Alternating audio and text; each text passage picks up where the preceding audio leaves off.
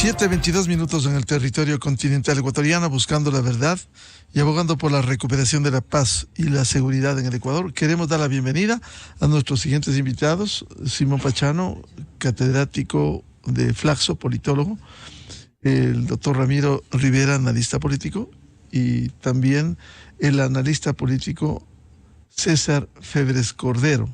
Les invitamos a un diálogo para hablar de nuevo de los desafíos de esta asamblea y por los prolegómenos que han ocurrido previa a su instalación este viernes.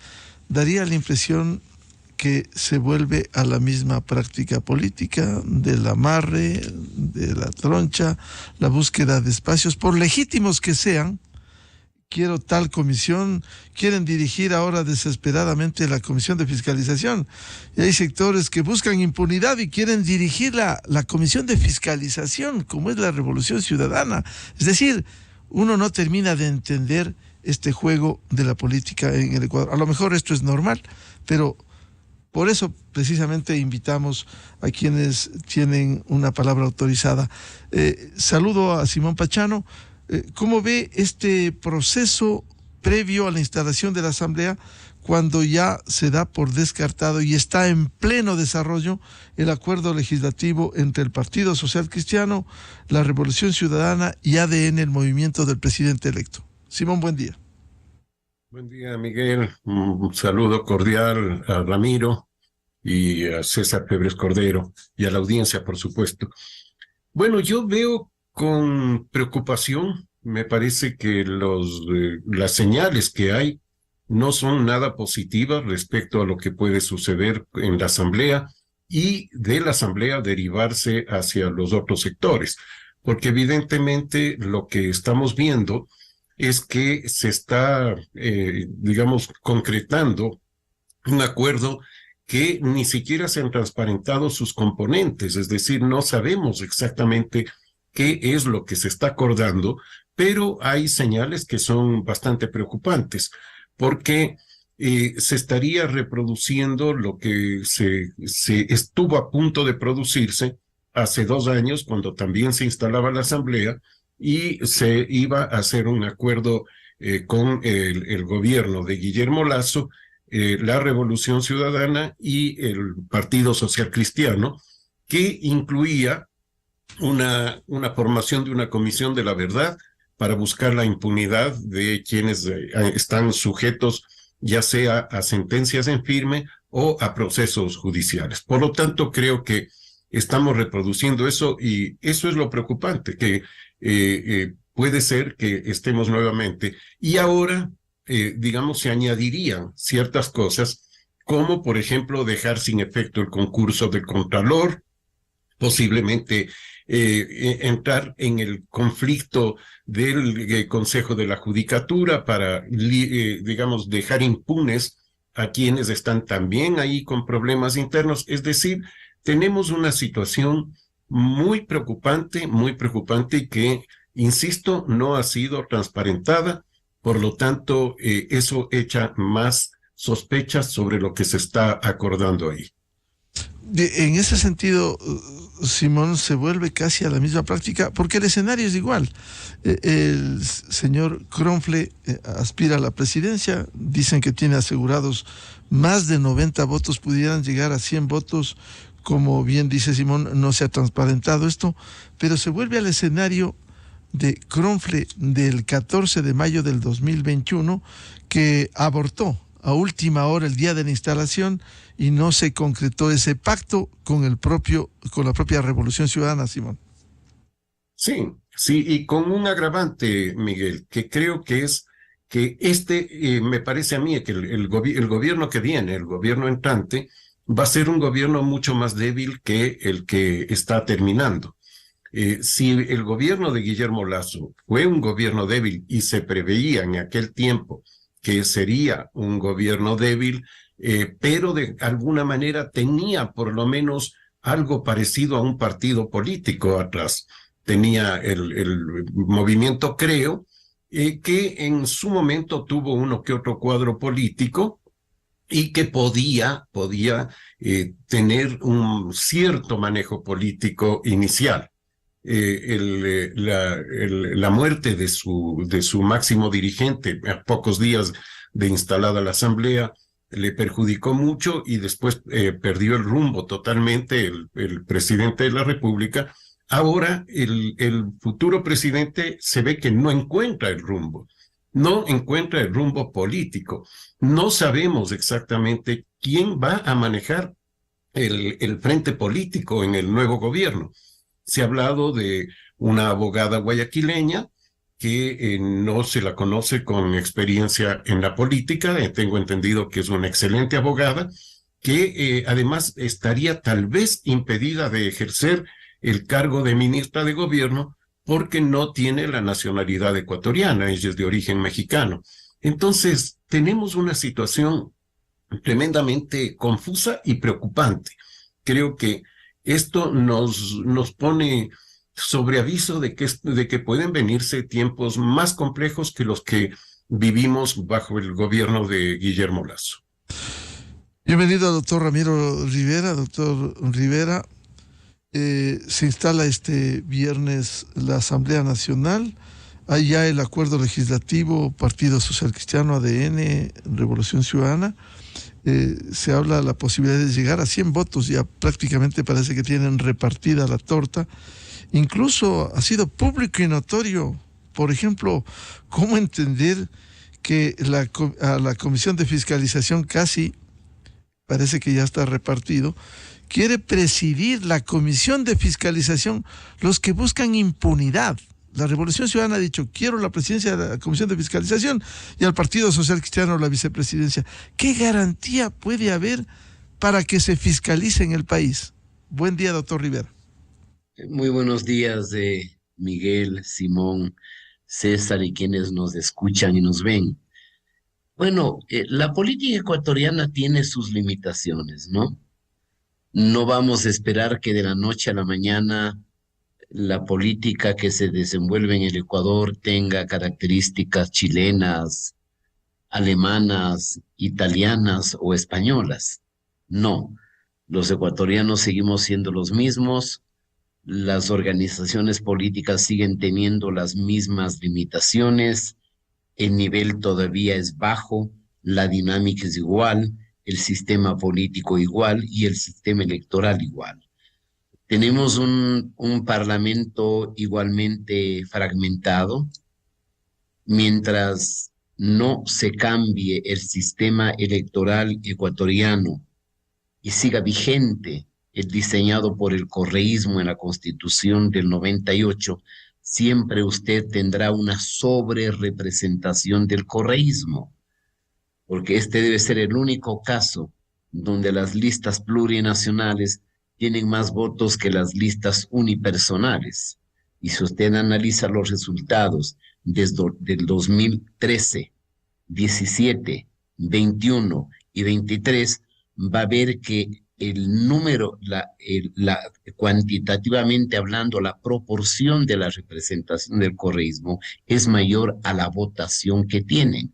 Y en parte se debe a que la elección legislativa se hace por distritos electorales.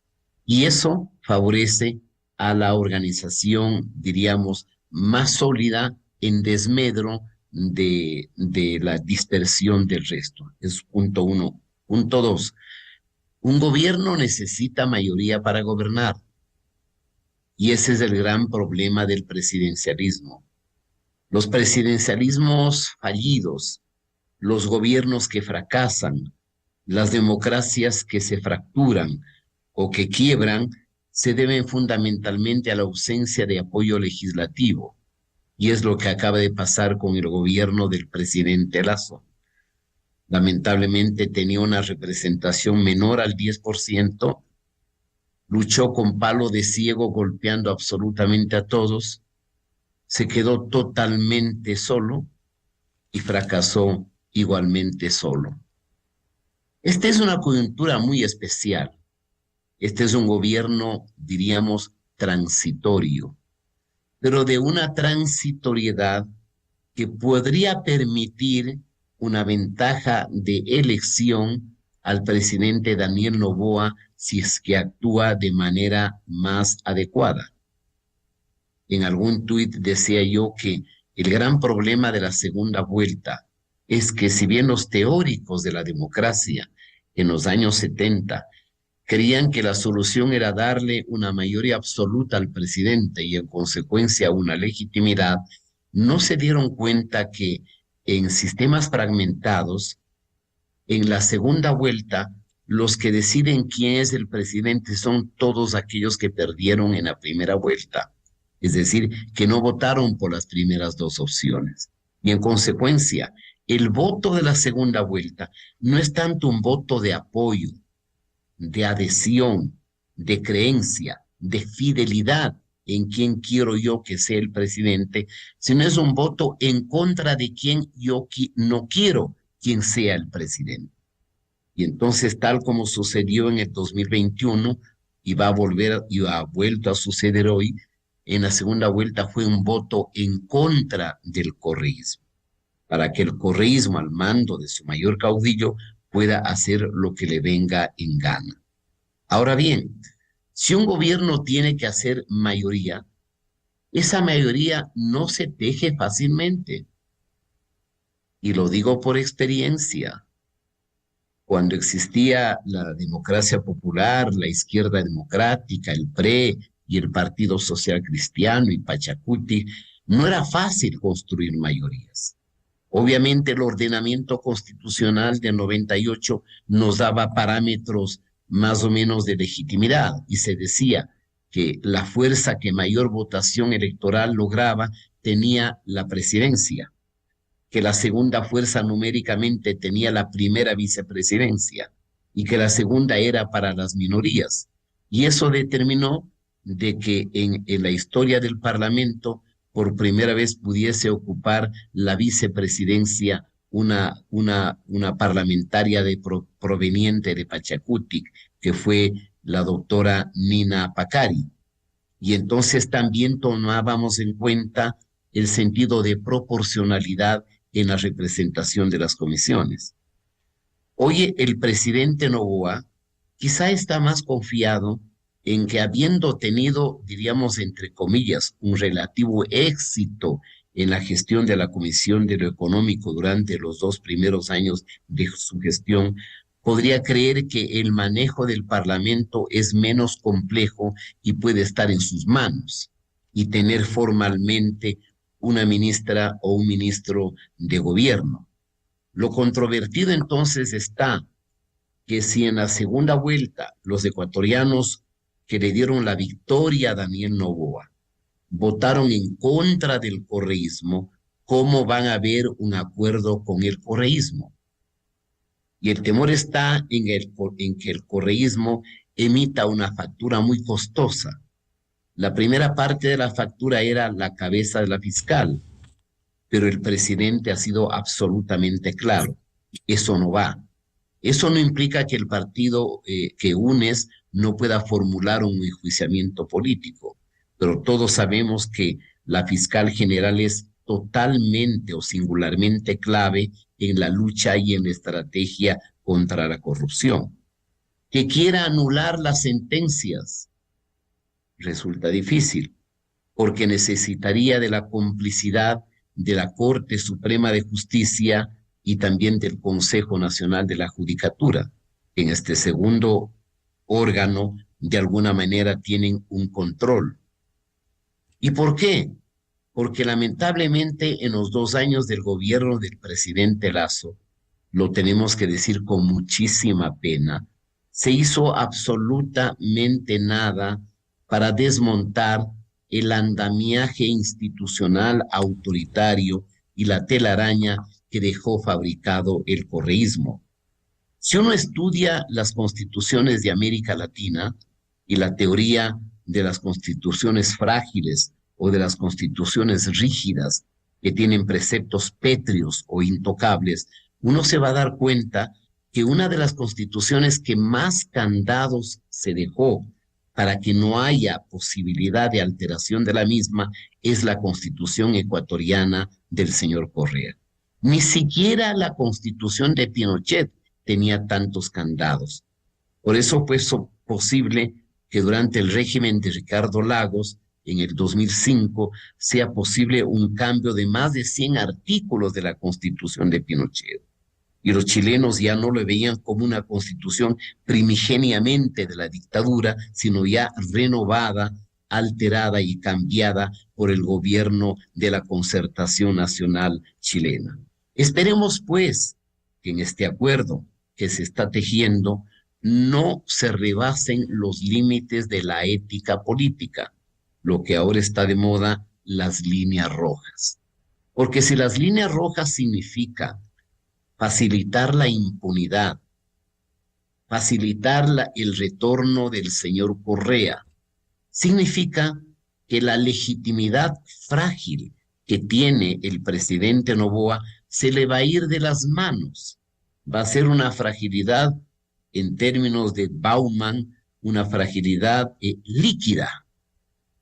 Y si él quiere la reelección, tendrá que cuidar esa legitimidad y ese prestigio para que su desgaste no sea tan acelerado ni tan rápido.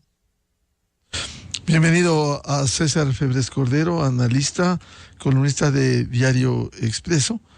César, ¿cómo ve este panorama de instalación de la nueva Asamblea Nacional? Nos han ilustrado tanto Simón Pachano cuanto Ramiro Rivera, pero daría la impresión que la agenda que impone la mayoría está en camino. Por el momento, todos proclaman que no respaldarán el juicio político a la fiscal. Sin embargo, nada dicen respecto de la justicia, como se ha mencionado.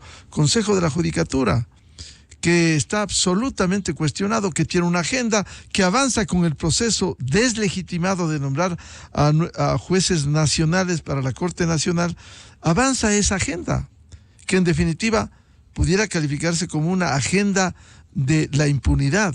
El correísmo quiere la presidencia de la Comisión de Fiscalización, parece que hay un acuerdo, la vicepresidencia del Partido Social Cristiano. ¿Qué garantías va a haber de fiscalización? Buen día, César. Muy buen día, estimado Miguel, un gusto estar con usted, con Ramiro, con Simón y con toda su directa audiencia. Yo me temo que es difícil de hablar del pacto porque se han encargado, y eso no es nuevo en el Ecuador, de decirnos muy poco de él.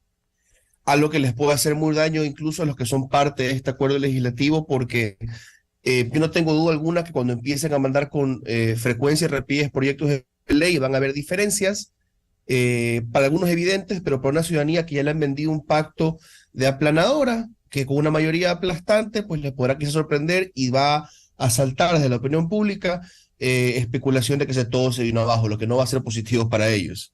Lo que también genera un peso sobre un gobierno que ya ofrece tener una buena relación con el legislativo y puede ser que no tenga una relación perfecta. No deberíamos esperar ni siquiera en democracias que los propios miembros del movimiento o partido gobernante siempre le den la razón al presidente o vayan a apoyar sus proyectos de ley. El Partido Demócrata de Estados Unidos, una democracia sólida como ellos, no se ve eso y no se ve eso en ninguna parte. Más aún cuando no está claro quiénes de los 14 originales de ADN son realmente, para decirles de alguna manera, y usando un término que usa el propio Daniel Noboa, novoístas, y cuántos son cuota de, por un lado, Mover y por el otro lado, la lista 4. Tenemos un escenario difícil para el presidente electo Noboa, porque aún así el pacto deja a un lado asuntos como el juicio político contra la fiscal Diana Salazar, que ya han anunciado desde el PSC y desde el oficialismo de que no lo van a apoyar. También puede dejar al lado muchos otros temas extralegislativos. Y si no se es claro con los límites de este pacto y si el gobierno no cuida su imagen, ¿qué puede ocurrir? Que sin ninguna influencia o participación del gobierno, a través de la operación política y la operación en las cortes del correísmo y del socialcristianismo, ¿verdad?, empiezan a haber resultados quizá ilegítimos, favorables en lo judicial para los correístas, que se nuliten algunos juicios por un lado, que continúen concursos sacando a candidatos controversialmente afines al correísmo y al abogado Jaime Nebot. Noboa no tendría nada que ver con eso, pero la gente se lo va a imputar a él y al pacto, si es que él no es claro de cuáles son sus límites. Pero también nosotros como ciudadanos, entendiendo que escogimos un presidente que no tiene cuadro suficiente, que no tiene estructura clara, que no tiene un equipo propiamente de él que pueda abarcar a todo el Estado ecuatoriano en su complejidad y que lamentablemente depende de mucha teatralidad a la hora de pretender de que los concursos aquí son limpios, que los procesos de selección son limpios, que los juicios son limpios, y un alcance para poder tener una influencia en ellos. El país está en una crisis tan grave de seguridad, en un panorama económico tan complicado y social, que deberíamos pedirle simplemente un buen gobierno y la no cooperación con cualquier acto ilegítimo. Pero ya hay que exigirle a Noboa que detenga cualquier intento del correísmo, del sociocristianismo de influir en la justicia cuando tienen control de la judicatura y cuando tienen control de muchas cortes y cuando ellos tienen el alcance institucional. Es pedir demasiado, y más bien Noboa debería ser muy claro en cuáles son los límites de lo que puede hacer, cuáles son sus objetivos, y tratar de contentar a la gente con por lo menos no cooperar. Pero eso es muy difícil porque Noboa ha mantenido silencios frecuentes. Si ha salido a hablar de las fiscales porque el escándalo de los tuitazos entre Henry Kronfeld y Rafael Correa lo obligó. Pero yo siento que eso puede costarle muy caro. Esos silencios, esa falta de claridad de hasta dónde son los límites de ese acuerdo, de cuáles son sus objetivos, de qué realmente puede hacer y qué no. Ahora, ese silencio en muchos temas del presidente Noboa da la impresión que pudiera, por acción o por omisión, permitir esta agenda que sigue caminando en el Ecuador de la impunidad, César.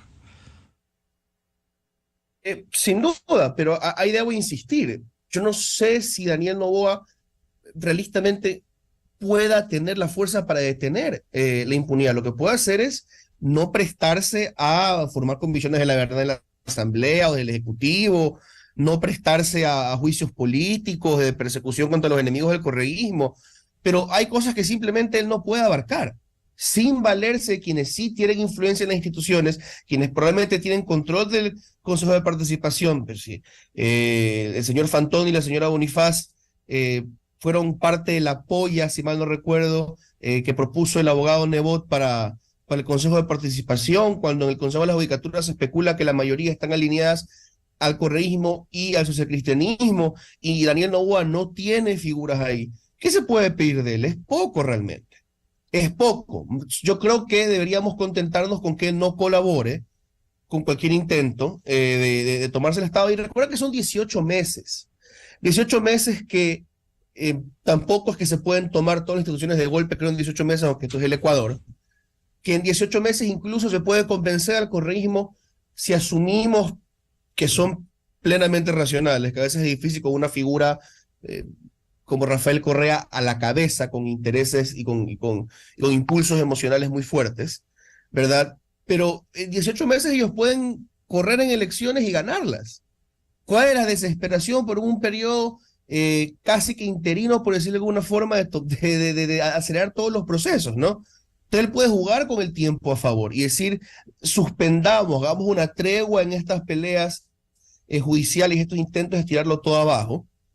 Suspendamos también los pedidos de nueva constitución de un lado y del otro, porque el correísmo también quiere hacer una nueva constitución, lo ha declarado Correa, esta es para tomar control de todo. Se queja hasta de que hay jueces de la Corte Constitucional que se bajan decretos que les parece una barbaridad a él. No me sorprende, pero me da miedo eso. Y centrarse en atender problemas fundamentales, no por el licismo, el romanticismo de que necesitamos unidad, sino porque el Estado ecuatoriano está en ruinas y la sociedad se cae a pedazos y no está en el interés de nadie, a menos que sea un suicida, de que esta situación continúe de esta manera.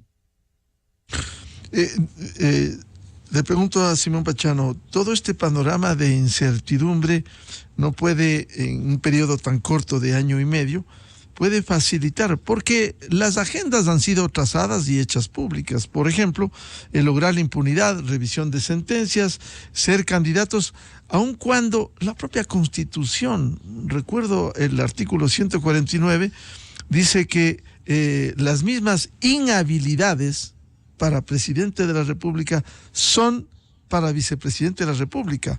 Si un político ya estuvo en la presidencia y fue reelegido dos veces, la Constitución habla de una vez, con el argumento de que en el 2009 no corría, simplemente ir por la vicepresidencia y este Consejo Electoral, si se mantiene, si hay la consulta, serán intocables, pudiera facilitarse esa agenda que camina con el control de la justicia, un juicio a la fiscal que pudiera darse, esa es la aspiración del correísmo, y no tomar cuentas al Consejo de la Judicatura, Simón.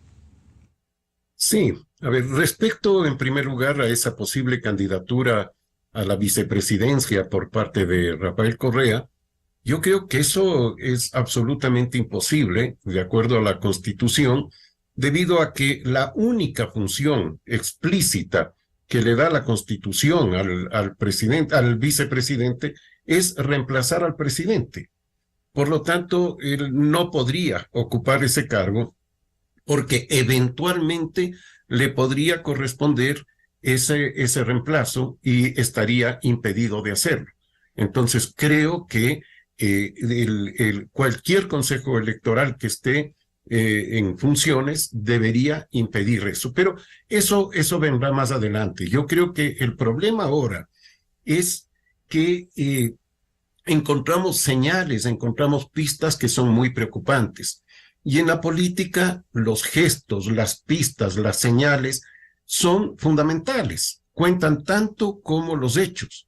Y las pistas que nos da el nuevo gobierno son muy, muy preocupantes porque son pistas casi inexistentes. Es decir, no nos da pistas claras de a dónde quiere ir.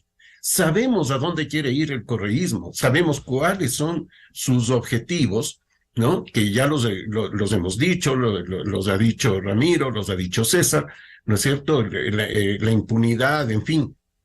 Pero no sabemos cuál es la mira que tiene adelante el gobierno de Daniel Noboa. Hablamos de que el tiempo que va a tener es muy corto. Yo creo que eso es muy relativo. Eso es muy relativo. En poco tiempo puede él hacer varias cosas. No, obviamente, no arreglar la economía del país, no arreglar en su totalidad el tema de la seguridad, pero sí dar pasos muy firmes en esos aspectos. Hace poco, por la conmemoración de los 25 años de la firma de la paz, perdón, 20 años, ¿no? Se hablaba de a ver, me corrijo, 25 años, estoy perdido en el tiempo. Se hacía una entrevista al expresidente Maguad y él decía, yo goberné 1 año y medio. En 1 año y medio pude firmar el acuerdo con Perú, pude hacer la dolarización y ponía también el tema del bono de desarrollo humano, como se lo llama ahora. Es decir, él sostenía que en ese tiempo, exactamente en 18 meses, se puede hacer algunas cosas. Evidentemente, él no tenía ese peso que es el saber que va a terminar su gobierno en ese periodo corto, pero quizás el mismo hecho de saber que va a ser un periodo corto debería ponerle al presidente electo en una situación de pisar el acelerador a fondo desde ya. Y eso es lo que no hemos visto. Yo insisto con lo que señalaba antes.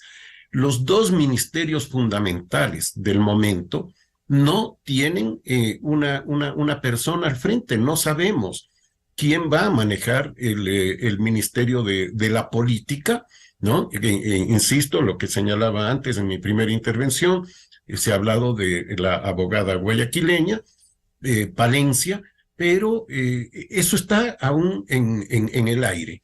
No tiene un equipo claro que esté hablando justamente con las otras fuerzas políticas y que le esté diciendo al país hacia dónde va.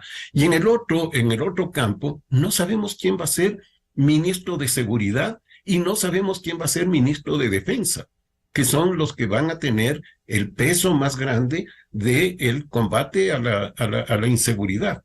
Entonces, yo creo que esas señales son tremendamente preocupantes y nos da, por lo menos a mí, me genera un pesimismo muy grande respecto a lo que se viene.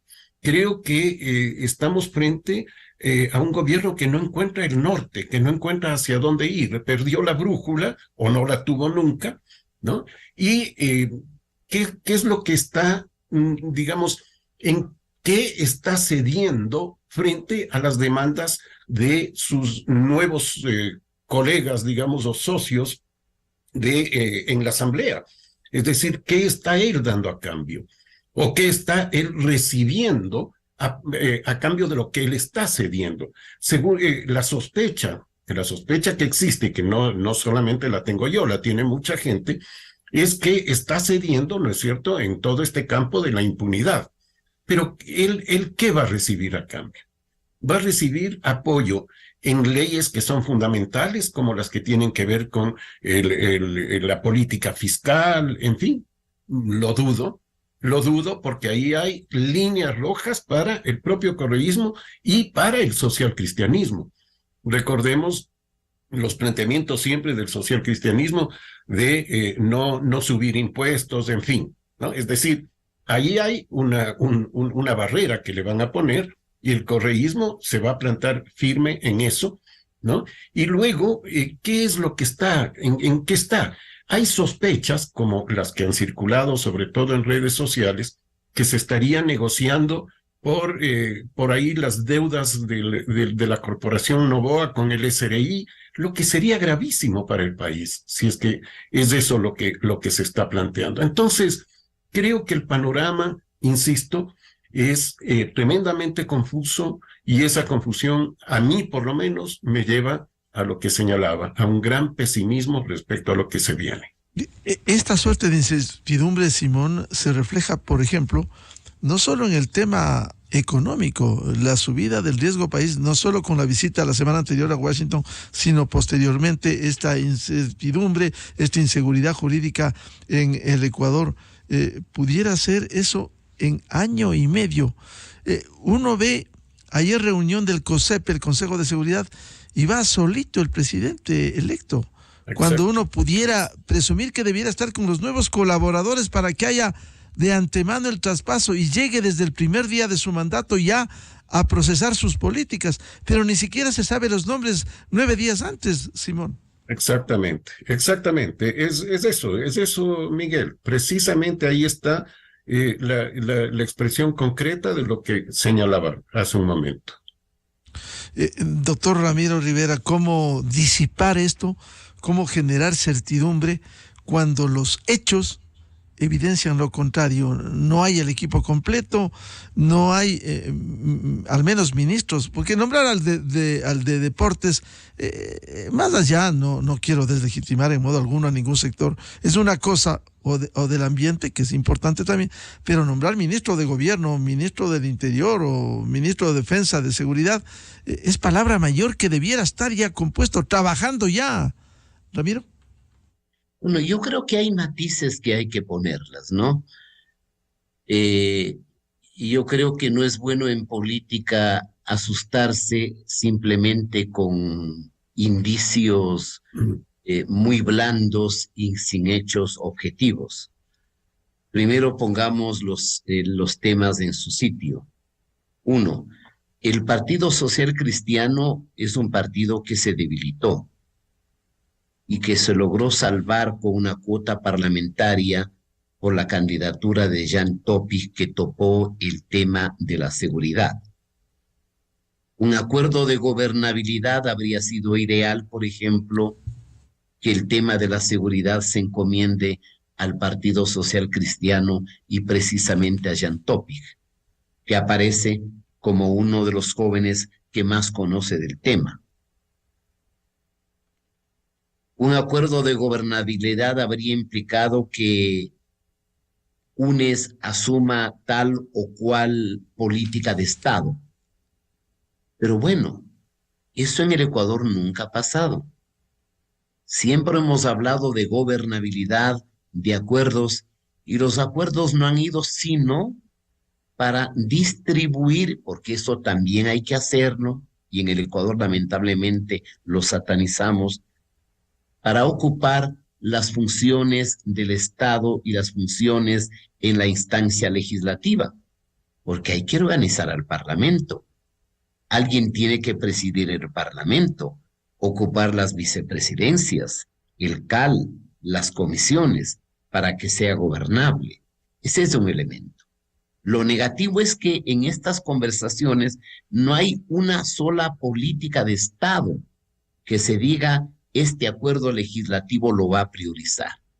Si el acuerdo legislativo dijese vamos a priorizar el tema de la seguridad y en consecuencia apoyaremos la consulta popular que haga el presidente Noboa, o viabilizaremos la enmienda constitucional en marcha, o apoyaremos el fortalecimiento de la institución policial y militar y la lucha contra las bandas transnacionales del delito, o apoyamos un fortalecimiento de la alianza con Estados Unidos, con Europa Occidental, la Unión Europea e Israel, nos daría ya una idea. Si dijesen la prioridad aquí es la salud y en consecuencia vamos a dar prioridad a las políticas sanitarias que implemente el gobierno, fenomenal, merecería un aplauso, pero eso no existe. El segundo elemento, la personalidad del presidente. Daniel Noboa no es el típico político, diríamos, vocinglero, charlatán y hablador que está hablando todos los días. Es, diríamos, la antípoda de lo que de alguna manera ha sido el presidente Lasso. ¿Qué es lo que le perjudicó en la imagen del presidente Lasso? De que como quería hablar todos los días, él era el presidente, vicepresidente, el secretario particular, el secretario de comunicación, el ministro de información, el ministro de gobierno, y su voz se fue desgastando, perdiendo credibilidad y en consecuencia vaciándose de legitimidad. El joven presidente es un joven de muy pocas palabras, es prácticamente un monosílabo, pero eso no significa que no tenga experiencia en el manejo, al menos empresarial. Y si alguien tiene experiencia en el manejo empresarial, en el que también hay intereses e interlocutores que tienen agendas y que tienen planteamientos, no está muy lejano a que pueda tener cierta aptitud y habilidad también para el manejo político. Tercero, el movimiento del señor Correa es un movimiento menguado, es un movimiento debilitado, que logra sobrerepresentación por un sistema electoral tramposo. Primero, ya no controla la justicia como le daba la gana. Ya no controla el Consejo de Participación Ciudadana. Ya no tiene un Contralor General del Estado. Es decir, el Parlamento al día siguiente de posesionarle al presidente Noboa debe proceder a la posesión del señor Contralor General del Estado, quien ha ganado esa función sin padrinos, sin compadrazgos, sin patrocinios, por su propia capacidad y por una historia de antecedentes de probidad y de ética en esa institución y en el ejercicio de las funciones. Doctor Rivera, a propósito de lo que usted señala, ¿no cree que esa agenda que debiera desarrollar la Asamblea pudiera truncarse? Ya está nombrado, concluido el proceso de Contralor, no es el Contralor que querían los sectores de oposición, pero ayer hubo ya un mensaje. Uno de los perdedores, quien fuera abogado de Odebrecht, quien fuera embajador en Gran Bretaña, presenta en Quito una demanda contra el concurso, demanda con acción de protección a la Comisión Ciudadana que ya no existe, terminó su trabajo, y también al Consejo de Participación Ciudadana. Demanda, ya le mandaron a completar 3 días término la demanda, pero estos no son mensajes de que quieren torpedear la posesión del Contralor General del Estado y estas acciones que avanzan desde esa visión que tiene de la impunidad. Sin duda, pero el hecho de que lo intenten no significa que lo puedan lograr.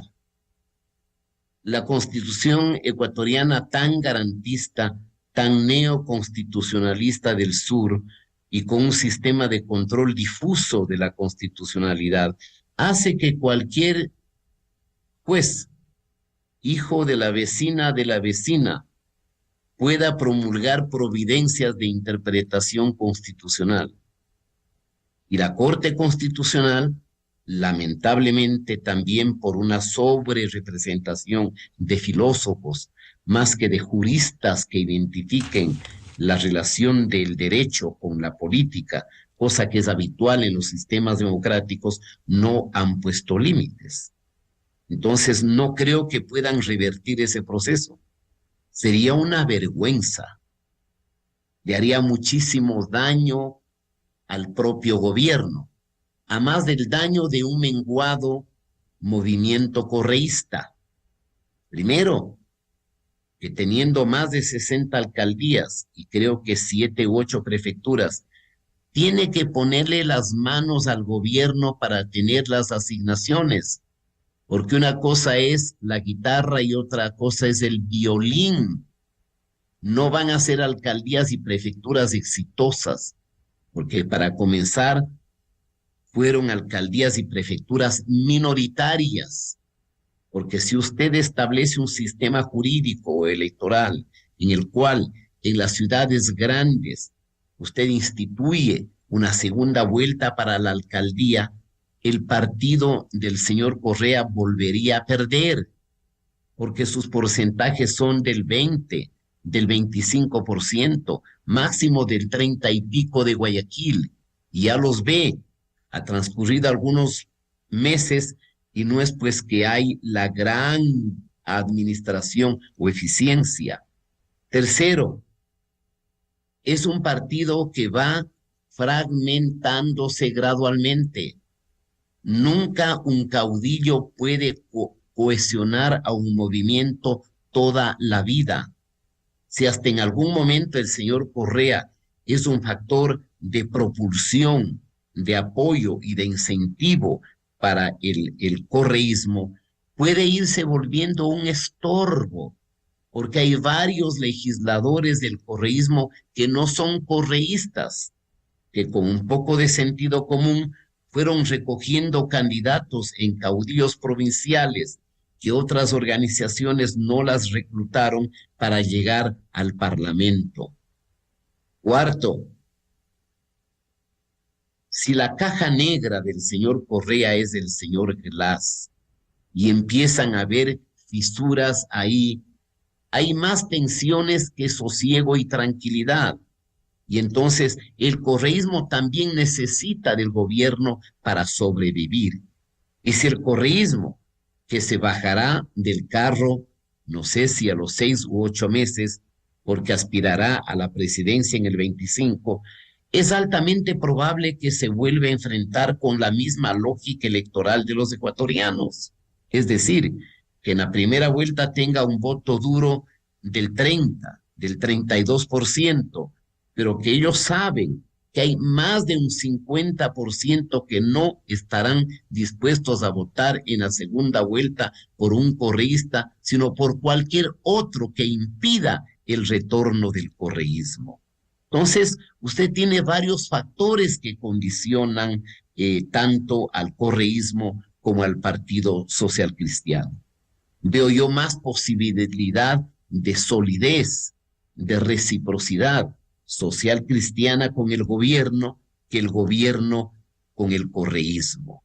Pero al mismo tiempo tomemos en cuenta que el presidente, yo diría en un exceso de franqueza, y eso está bien para la política ecuatoriana, él ha dicho que aspira a postularse a la elección del 25. Y entonces, siendo un hombre formado, académicamente formado, con experiencia en la negociación comercial, va a estar absolutamente claro que las equivocaciones, los desaciertos, los traspiés o el facilitar la impunidad, al único que le va a perjudicar es a él. a su credibilidad, a la fiabilidad que tienen los ciudadanos con él. De tal manera que en la descripción, diríamos, de este análisis, que no es sino hipotético, porque tenemos pocos elementos objetivos que analizar, no creo que se pueda predecir el fracaso de todo. Obviamente, para el gobierno, los meses el año y los meses que le queda no son fáciles, sobre todo por la crisis económica. Pero al mismo tiempo él ya lo dijo: presentaré cada mes un proyecto con carácter de urgente en materia económica. Y el diseño del hiperpresidencialismo le da ventajas al presidente. Y ya lo dijo, que en los primeros meses convocaría una consulta popular. No sé si lo haga en el ámbito de la seguridad, en el ámbito de fortalecimiento de las Fuerzas Armadas o en el ámbito de la reforma política. No sé si haya tiempo, pero yo no sería tan pesimista. Lo que sí es evidente es que una cosa es con violín y otra con guitarra. Estamos asistiendo a una ruptura generacional muy parecida a la que se produjo en 1979. Porque en 1979 y 1980 habían varios ministros de Estado, por dar un solo nombre, el gerente del Banco Central, Abelardo Pachano, que no llegaba a los 35 años de edad. Y perdón por dar un ejemplo personal. Personalmente llegué a una función de rango ministerial a los 28 años de edad. Entonces, la generación vieja creía que los jóvenes por sí solos iban a fracasar, y no fue así. Obviamente el Ecuador de hoy es mucho más complejo que el Ecuador de hace 40 y pico de años, por la revolución digital, por toda la mutación que se ha transformado. Y entonces los jóvenes ministros van a tener que rodearse también de gente con cierto talento o cierta experiencia. Claro. Caso contrario, será algo parecido a votar en una laguna sucia infestada de lagartos y pirañas a personas sin experiencia política. Claro. Y cuando el presidente dice: no pondré a nadie que haya formado parte de ningún otro gobierno, nunca digas de esta agua no he de beber. Claro, acaba de Porque, confirmar a Neil Olsen en el Ministerio de Turismo. exactamente, porque va a necesitar también combinar la energía de la juventud, ¿no es cierto?, el ímpetu de la juventud con cierta experiencia, porque la complejidad del Estado es mucho más grande que la simplicidad de una empresa privada.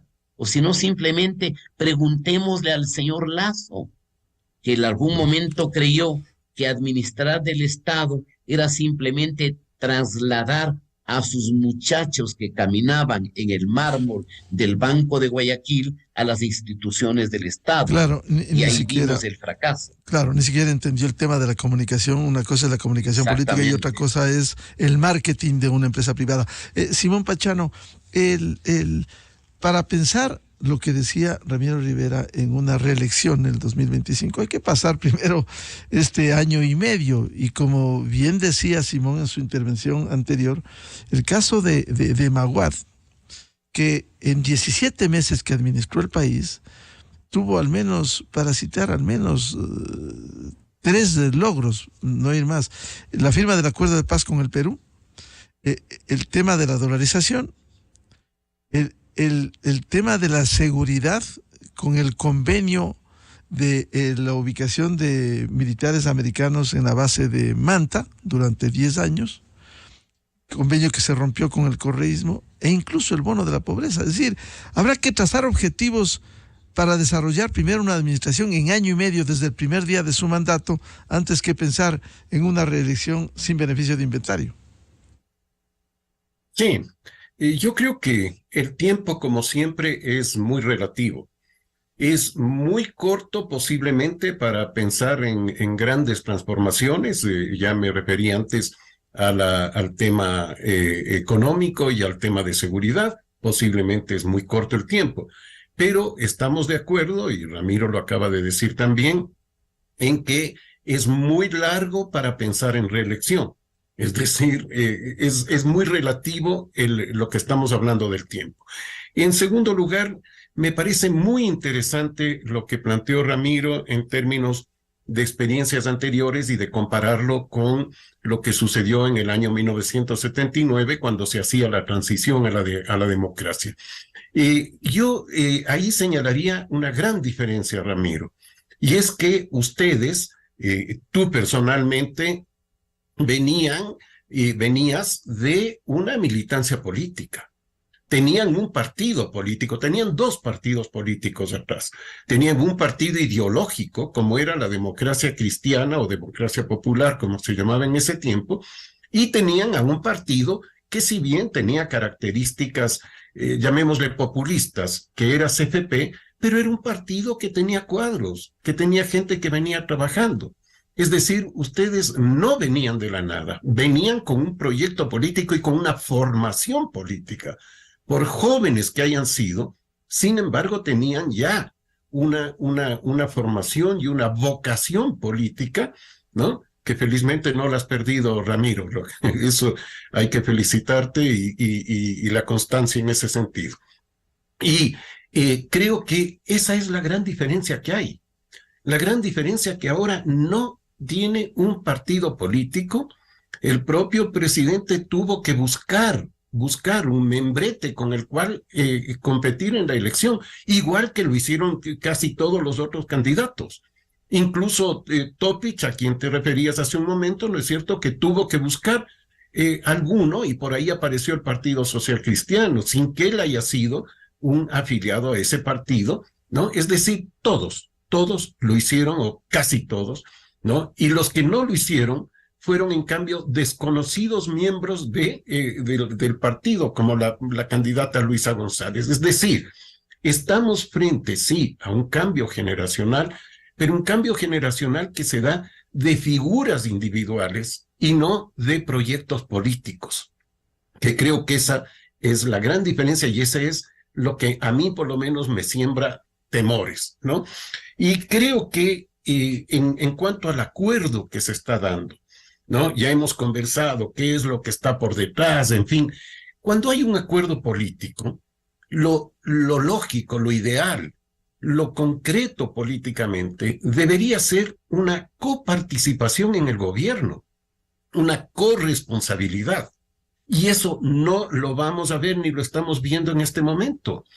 El correísmo, la Revolución Ciudadana o como se llame, debía prestar sus cuadros para que formen parte del gobierno, para hacerse responsables de lo que están haciendo no solo en la Asamblea, sino en la gestión gubernamental. Lo mismo el Partido Social Cristiano. Pero ¿qué es lo que ellos dicen? No, nosotros damos los votos para la conformación de las autoridades de la Asamblea y veremos qué pasa con el gobierno.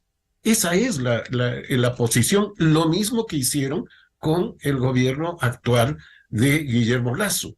Entonces, claro, no hay esta posibilidad de que ellos sean responsables y pueden, por lo tanto, jugar a esto de ir en el apoyo en algunos aspectos y en otros la oposición drástica, radical, brutal, como lo hicieron con el actual gobierno.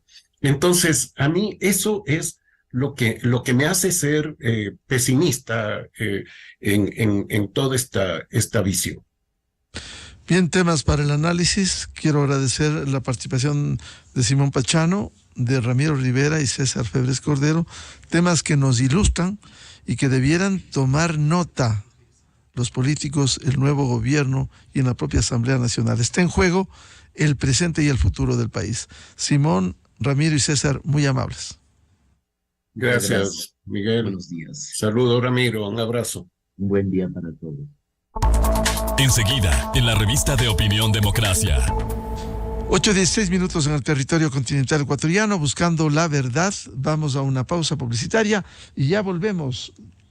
3 invitados para hablar sobre los desafíos económicos, el peso de la deuda externa y también el fantasma de lo que se ha hablado del futuro económico, las relaciones internacionales y un posible default. Invitados, el economista Fausto Ortiz, el economista Alberto Acosta Borneo y el economista Jaime Carrera.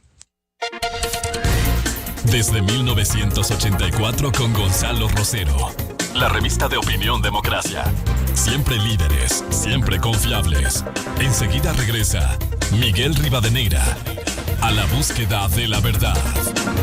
Inicio de espacio promocional y publicitario. Hoy le decimos hola a los que decidieron volar a su manera para conocer un cielo más y poder hacer check a uno de los 70 destinos que tenemos para ellos. También a los que viajaron con una maleta y volvieron con 2. Porque sí, sabemos que siempre pasa. Y queremos que solo pagues por lo que necesitas. Avianca, el cielo es de todos. Miembro Star Alliance.